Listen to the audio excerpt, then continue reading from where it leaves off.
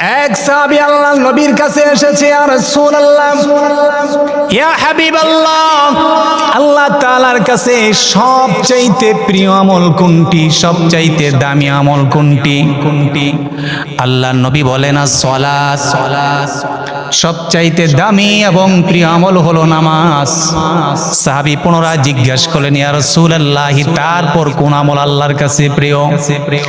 আল্লাহ নবী বললেন, ওয়াবিল ওয়ালিদাইনি ইহসানা। 2 নম্বরে তোমরা তোমাদের বাবা মার সাথে সদ্ব্যবহার করবা, এটা আল্লাহর কাছে প্রিয়। সাহাবী পুনরায় জিজ্ঞাসা করলেন, ইয়া রাসূলুল্লাহ, ইয়া হাবিবাল্লাহ, তারপর কোন আমল আল্লাহর কাছে প্রিয়? আল্লাহর নবী বললেন, ওয়াজাহিদু ফি সাবিলিল্লাহ, আল্লাহর রাস্তায় জিহাদ করা। এই হাদিসের মাধ্যমে বোঝা গেল উম্মত, আল্লাহর কাছে ঈমানের পরে মুমিনের যেই আমল, যে বিধান সবচাইতে বেশি দামি, সেটা হলো নামাজ। মাওয়াহিবে লাদুনিয়া গ্রন্থে আছে হযরত জিবরাইল আলাইহিস সালাতু ওয়াস সালাম সুন্দর আকৃতিতে সৌরভ ছড়ায়া আল্লাহর নবীর কাছে আসলেন, ইয়া রাসূলুল্লাহ,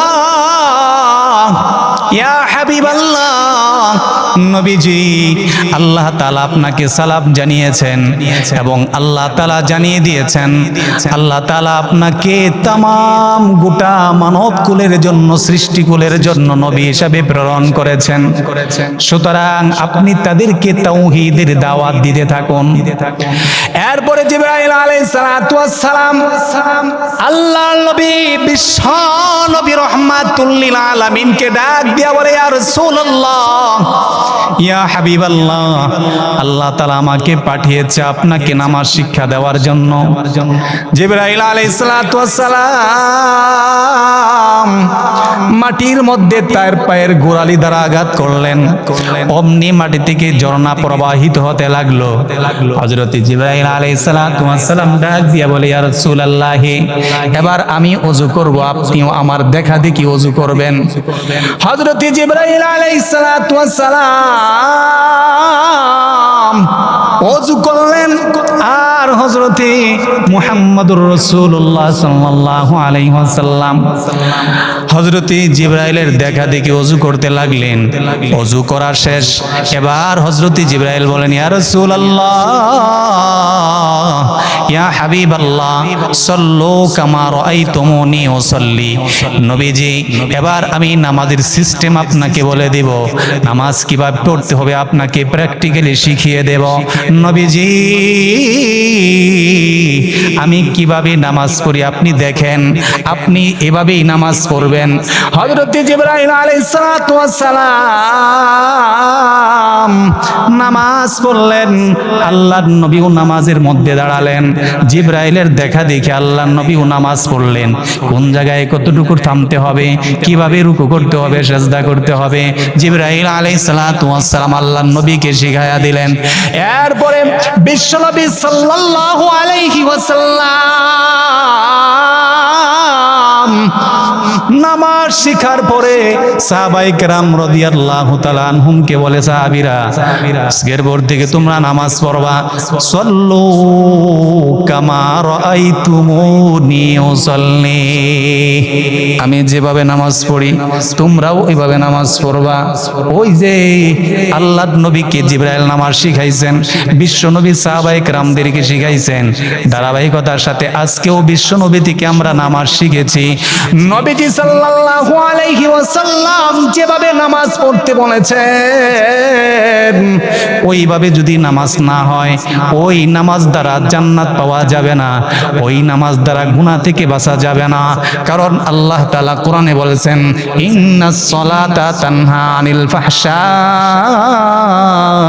ওয়াল মুনকার ওয়ালা যিকরুল্লাহি আকবার ওয়াল্লাহু ইয়ালামু মা তাসনাউন। আল্লাহ তাআলা বলেন, ও আমার বান্দারা, ইন্নাস সালাতা তানহা, নিশ্চয়ই নামাজ তোমাদেরকে অশ্লীল ফাহিশাত গর্হিত কাজ থেকে বাঁচিয়ে রাখবে। নামাজের ভিতরে আল্লাহ তাআলা এমন পাওয়ার, আধ্যাত্মিক পাওয়ার, ক্ষমতা দিয়েছেন।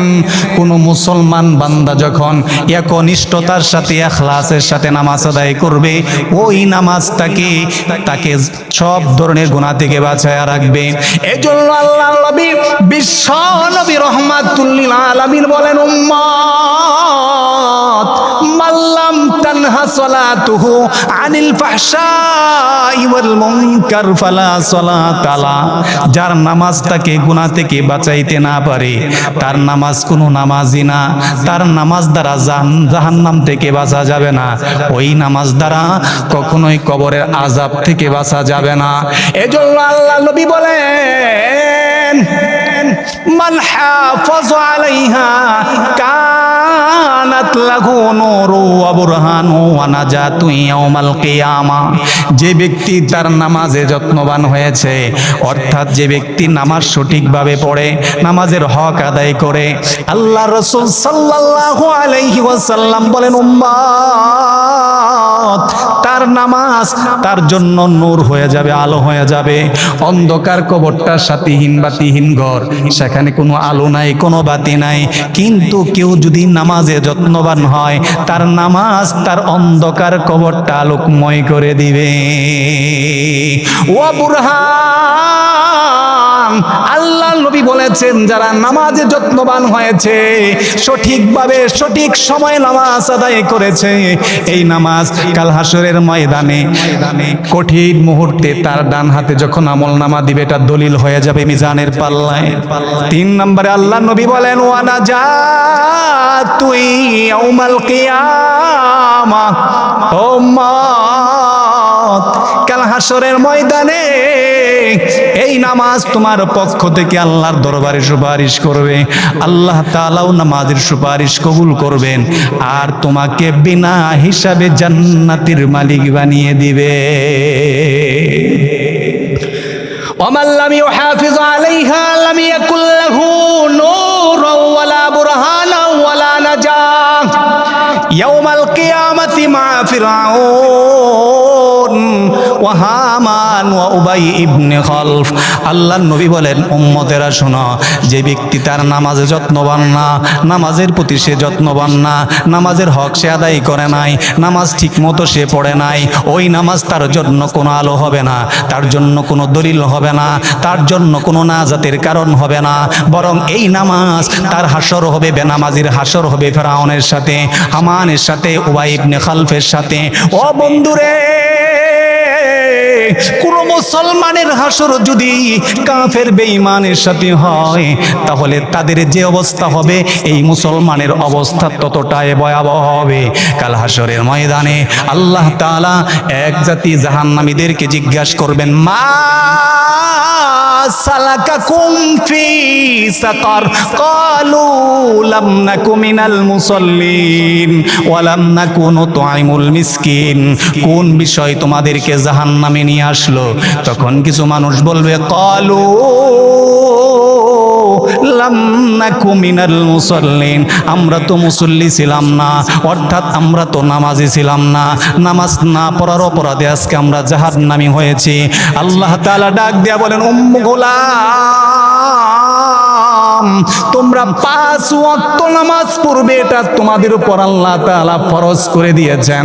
আল্লাহ তাআলা, আল্লাহ রাসূল সাল্লাল্লাহু আলাইহি সাল্লাম বলেন, খামসু সালাওয়াতিন ইফতারাদাহুল্লাহু তাআলা, 5 ওয়াক্ত নামাজ আল্লাহ তাআলা তোমাদের উপর ফরজ করে দিয়েছেন। সুতরাং কোন ব্যক্তি যদি যত্ন সহকারে 5 ওয়াক্ত নামাজ সে সঠিকভাবে আদায় করে, আল্লাহ তাআলা তাকে জান্নাতে দেওয়ার অঙ্গীকার করেছেন। আমার ভাইয়েরা, আমার বন্ধু, নামাজ এমন একটা ইবাদত, নামাজ দ্বারা দুনিয়াতে শান্তি লাভ করা যায়, দুনিয়াতে রিজিক বাড়ানো যায়, রিজিকে বরকত আসে, হাসরের ময়দানে আবার নামাজের মাধ্যমে মুক্তি পাওয়া যায়। আল্লাহর নবী এক হাদিসের মধ্যে বলেন, ও উম্মত, যারা 5 ওয়াক্ত নামাজ যথাসময়ে ঠিকমতো আদায় করে, নামাজের হক আদায় করে, আল্লাহর নবী বলেছেন 1 নাম্বার হলো দুনিয়াতে আল্লাহ তাআলা তার অভাব অনটনগুলো দূর করে দিবেন এবং তার পরিবারের মধ্যে সচ্ছলতা দান করবেন। 2 নম্বরে আল্লাহর নবী বলেন উম্মত, অন্ধকার কবরের আযাব তার জন্য মাফ হয়ে যাবে। 3 নাম্বার হাসরের ময়দানে তার ডান হাতে আমলনামা দিবে। 4 নাম্বার পুলসিরাতের পোল বিদ্যুতের গতির মতো পার হয়ে যাবে।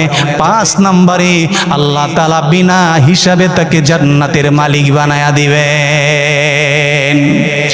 এজন্য আল্লাহর নবী বিশ্ব নবী রাহমাতুল লিল আলামিন বলেন, আবু যর রাদিয়াল্লাহু তাআলা আনহু থেকে হাদিস বর্ণিত, একদা শীতকালে আল্লাহর নবী সাল্লাল্লাহু আলাইহি ওয়াসাল্লাম আবু যরকে নিয়ে ঘরের বাইরে বের হলেন। যখন গাছের পাতাগুলো ঝরে ঝরে পড়ছিল, এমন সময় আবু যরকে নিয়ে আল্লাহর নবী ঘরের বাইরে বের হলেন। একটা গাছের শাখার মধ্যে হাত ধরতে গাছের পাতাগুলো ঝরঝর করে পড়তেছে।